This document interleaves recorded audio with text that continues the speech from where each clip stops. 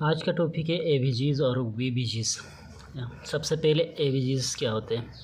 एबीजीज़ का मतलब arterial blood gas, वीबीजीज़ का मतलब venous blood gas.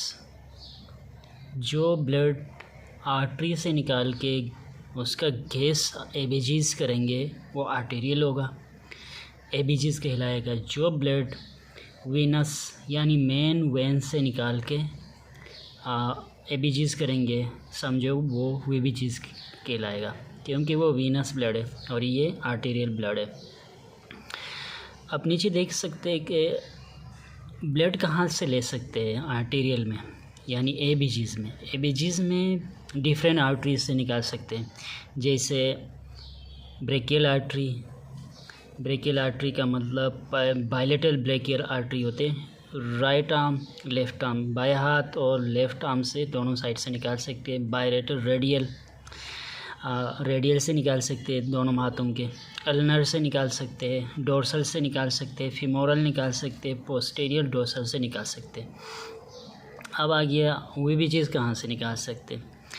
वीबीजीज़ her when से नहीं निकाल सकते, ठीक है। इसके स्पेसिफिक कुछ रूल्स हैं। फॉर एग्ज़ाम्पल उस जगह से निकाल सकते हैं जिसे सेंट्रल वीनस कहा जाता है।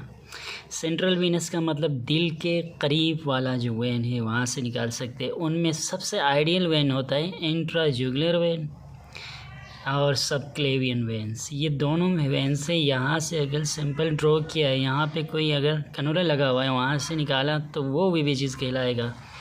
अदरवाइज़ कहीं से भी निकाल के हम वीबीजीज़ नहीं कर सकते। कर तो सकते लेकिन आइडियल रीडिंग नहीं आएगी, ठीक है। देन अब थोड़ा सा इसके नॉर्मल वैल्यूज़ की तरफ चलते हैं। एबीजीज़ के अंदर क्या क्या होता है।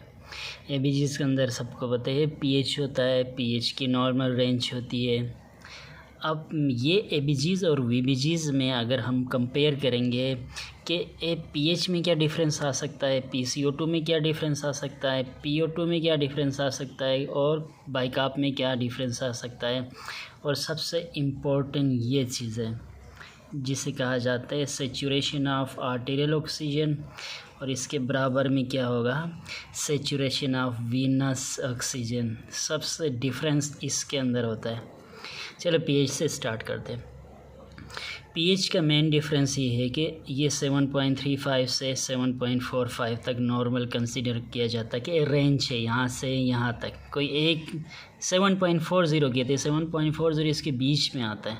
लाजमी नहीं है एग्जैक्ट 7.4 ही आया हर किसी का, लेकिन अगर यहाँ से लेके 7.35 से लेके 7.45 तक कोई वैल्यू आ रहा है समझो कि ये नॉर्मल है। अब इसके बदले में यहाँ देखते हैं। अब इसमें देखो 7.35 नहीं है, क्या है 7.30 है। मतलब वीनस ब्लड गैस में क्या होगा पीएच कम होगा, ये नॉर्मल है इसके लिए। 7.30 और 7.40, यहाँ पे 40 उसका स्टैंडर्ड नॉर्मल था, यहाँ हायर है, हायर वैल्यू इसकी है। अब सेकंड में आ जाते हैं कार्बन का रेंज है 35 से लेके 45। अब इसमें कितना होगा 39 यानी 40 से लेके 50 तक, 40 से 50 तक, यानी 5 इसमें बढ़ा हुआ है। अब PO2 देखेंगे, PO2 80 या 100, जो रूम एयर पे है तो 80 या 80 से लेके 100 यानी 80 से लेके 100 तक आया हुआ है, दैट्स नॉर्मल। लेकिन वीबीजीज़ जब करोगे तो यहाँ बहुत कम आएगा, 40 से 50, 35 भी हो सकता है। ये साथ में इसका यूनिट लिखा हुआ है। बाइकाप की तरफ चलते। बाइकाप 22 से 28 इस रेंज में पाया जाता है, 22, 23, 24 से लेके 28 तक नॉर्मल पाया जाता है। जबकि यहाँ पे स्लाइट डिफरेंस आएगा, कोई देख 2 ज़्यादा बड़े होंगे। बाइकाप बढ़ रहा है, देखो बाइकाप भी बढ़ा हुआ है, कार्बन भी बढ़ा हुआ है, लेकिन पीएच कम हो रहा है और PO2 कम हो रहा है। अब सेचुरेशन ऑफ आर्टेरियल ऑक्सीजन, ये जो ऑक्सीजन है ऊपर वाला, ये ऑक्सीजन प्लाज्मा वाले का है। प्लाज्मा में कितना ऑक्सीजन है जो अपना एक प्रेशर एक्सर्ट कर रहा है, ये है। लेकिन ये जो ऑक्सीजन है ये वो जो RBC के साथ HB गया हुआ है, इस HB के ऊपर कितना बाइंडिंग कर रहा है ऑक्सीजन, इसको कहा जाता है। ये बाइंडिंग ऑक्सीजन है, ये डिज़ोल्व ऑक्सीजन है। ये प्रेशर एक्सर्ट करेगा, ये परसेंटेज के हिसाब से बैठेगा। अब जितनी HB है उसमें 92 से लेके 100 तक ऑक्सीजन बैठा हुआ होता है।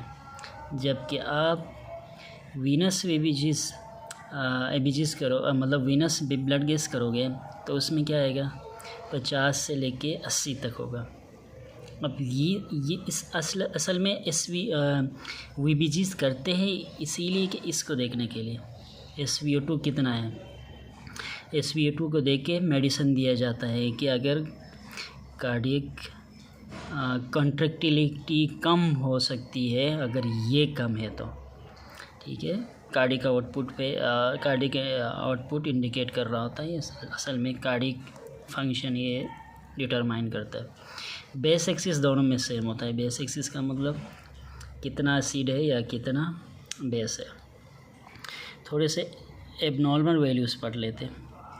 नॉर्मल वैल्यू तो पढ़ लिया था, एबनॉर्मल ये है, कुछ क्रिटिकल होते। ये नेक्स्ट जो सेशन होगा उसमें पूरा डिस्कस कर लूँगा एबनॉर्मल वैल्यू क्या होता है और क्रिटिकल वैल्यू क्या होता है।